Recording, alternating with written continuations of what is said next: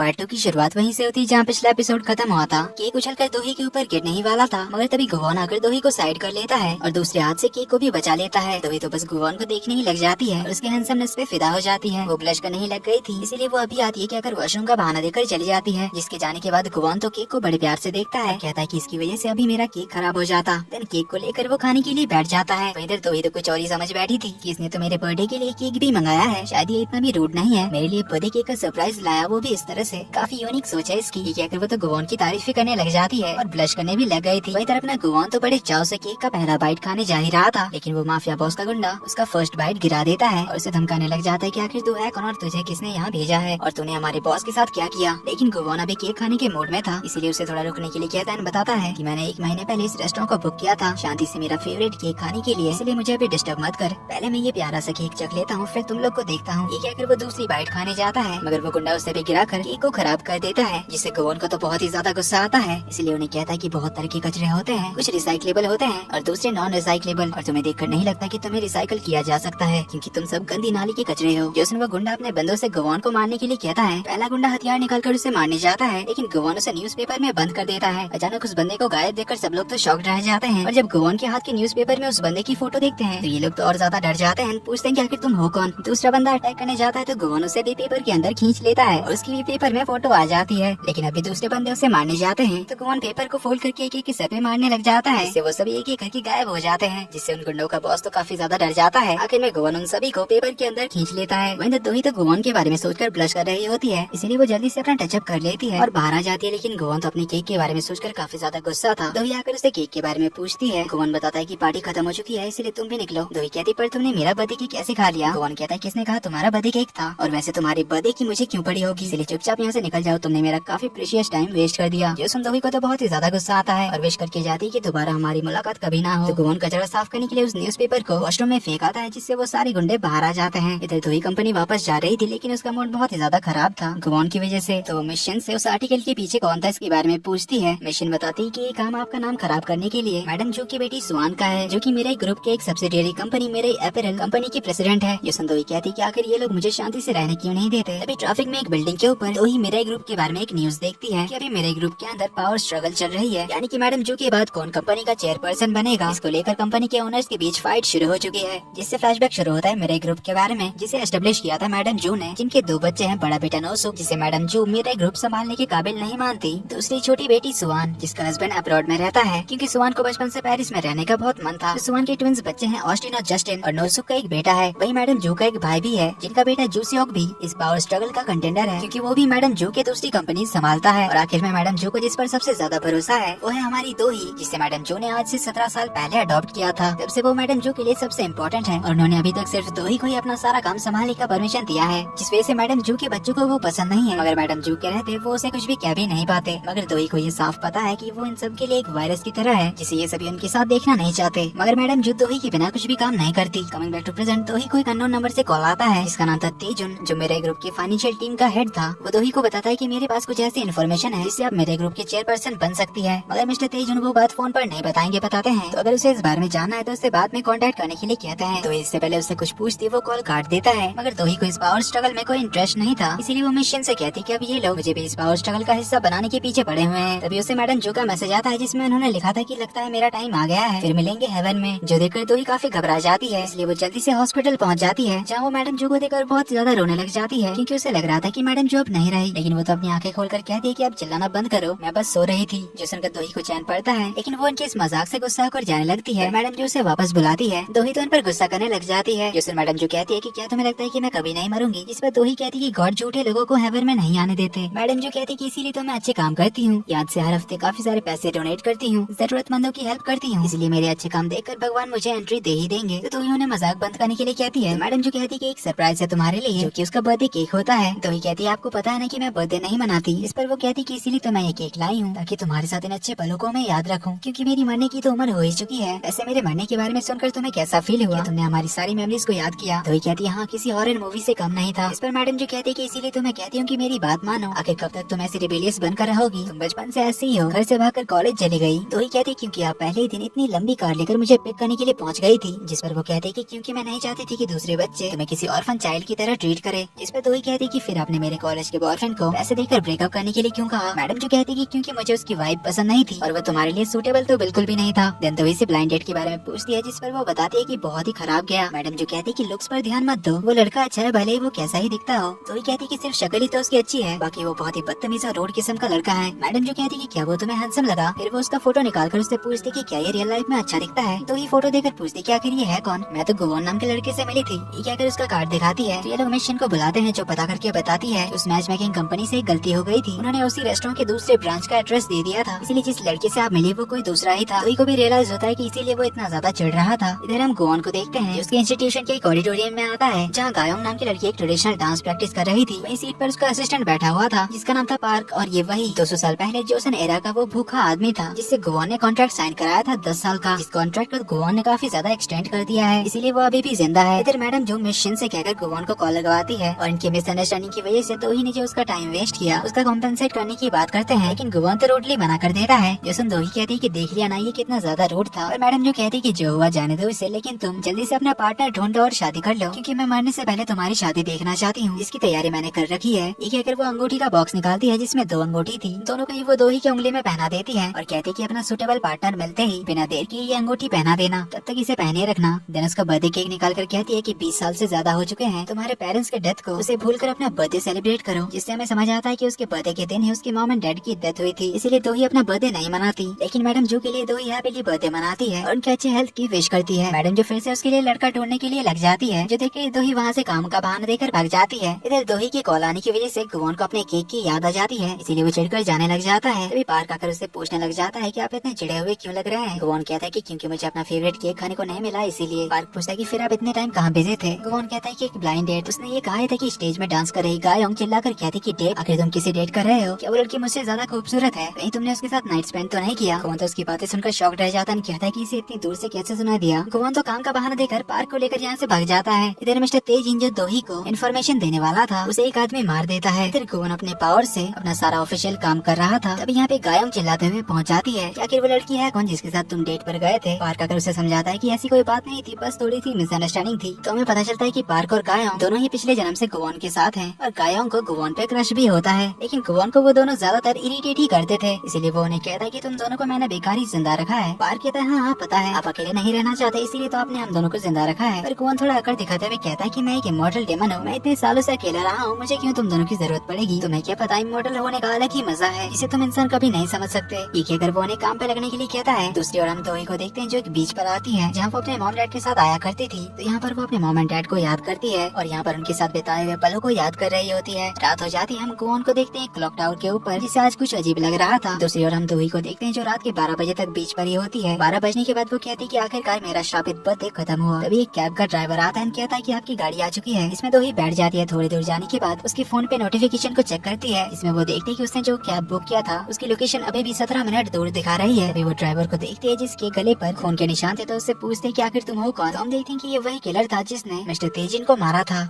तो वो ड्राइवर गाड़ी रोककर कहता है कि ये पूछो कि तुम आखिर क्यों मरने वाली हो। कहकर वो उसे क्लोरोफॉर्म सुंघाकर बेहोश करने लग जाता है, जिस बीच वो उसे बताता है कि तुम्हारी मौत की वजह मैडम जू है। इतने में वो उसका मुंह दबाकर बेहोश कर देता है, लेकिन दोही ने नाटक किया था बेहोश होने का, इसलिए वो उस आदमी को धक्का देकर कार से बाहर निकल जाती है और भागने लग जाती है। और ये वही एपिसोड के शुरुआत का सीन था। इधर क्लॉक टावर के ऊपर से गोवन अपने शिकार को ढूंढ रहा था, जिसकी कोई विश हो या फिर उसे किसी तरह की मदद चाहिए। तभी उसकी नजर पड़ जाती है दोही पर, तो उसकी तरफ इशारा करके कहता है कि मिल गई। तो दोही भागते हुए जा रही थी, तभी सामने की ओर से गोवन आ जाता है, जिसे देखकर वो तो हैरान होती है। उसके दिमाग में यही सब बातें चल रही थी कि आखिर वो मुझे बचाने आ रहा है या फिर मारने। उससे शक भी हो रहा था कि कहीं एक किलर और वो एक साथ मिले हुए तो नहीं है। पर जो भी वो गोवन की ओर भाग कर जाती है और उसे हेल्प करने के लिए कहती है, पर गोवन कहता है इससे पहले तुम्हें मेरे साथ एक डील करनी होगी। तो ये कहती कि अभी इन सब का टाइम नहीं है। उसके हाथ में चाकू है, दिखाई नहीं देता। गोवन कहता है ठीक है फिर देख लो तुम, मैं जा रहा हूँ। तो ये उसे रोककर डील के लिए मान जाती है। गोवन कहता है कि वैसे तो मैं कॉन्ट्रैक्ट साइन करवाने से पहले किसी की हेल्प नहीं करता। इस आदमी को देखकर मेरे हाथों में खुजली हो रही है। ये बोलकर वो उसे माने जाता है। मौका देकर दोही यहाँ से कार के पास भाग जाती है। वो कार स्टार्ट करने जा रही थी कि तभी गोवन उस किलर को कार के ऊपर फेंक देता है, जिससे दोही तो काफी घबरा जाती है। अभी गोवन उसकी ओर आ रहा था और उसकी आंखें लाल हो चुकी थी। जब एक दोही तो घबराकर कार से निकल जाती है और ब्रिज के उस पार छुप जाती है। तो गोवन उसके पास आता है, उसकी ओर हाथ बढ़ाकर कहता है कि तुम्हें हमारी डील तो याद है ना। दोही जैसे उसका हाथ होल्ड करती है, गोवन के हाथ में जो होली क्रॉस का निशान था वो ग्लो करने लग जाता है। दोनों एक दूसरे को देख ही रहे होते हैं कि इतने में किलर कार को बहुत ही तेजी से भगाकर उनकी ओर आने लगता है, जिसे देख दोही तो डर जाती है। पर गोवन एक चुटकी मारता है उसे देखकर, लेकिन उसकी पावर काम नहीं करती। दोही का हाथ तो डर के मारे छूट जाता है और वो नीचे गिरने लग जाती है। तो गुवान उसके साथ ही कूद जाता है, लेकिन पानी के अंदर गुवान बेहोश हो जाता है। वो तो नीचे डूबते हुए जा रहा था। दोही तो ऊपर उठने लग जाती है, पर गुवान को डूबता हुआ देखकर वो उसे बचाने के लिए नीचे आती है, पर वो उसे ऊपर नहीं खींच पा रही थी। लेकिन जैसे ही वो उसका हाथ होल्ड करती है उसे खींच कर ऊपर उठाने के लिए, तभी गुवान के हाथ का होली क्रॉस दोही के हाथ में ट्रांसफर हो जाता है। इसके बाद वो भी बेहोश हो जाती है। सीन कट होता है। जैसे ही दोही को होश आता है तो वो समंदर के किनारे पे थी। सामने गुवान को खड़ा देखकर वो उसके पास जाती है। उसका सर चकरा रहा था, वो अपने सर पे हाथ लगाती है। तभी गुवान को उसके हाथ में वो होली क्रॉस दिख जाता है, जिसे देखने के लिए वो उसका हाथ खींचता है और शॉकिंगली उसे देखने लग जाता है। तभी पानी का एक वेव पत्थरों से आकर टकराती है, जिससे पानी उनके ऊपर उड़ता है, लेकिन पानी हवा में ही रुक जाता है, जिसे देख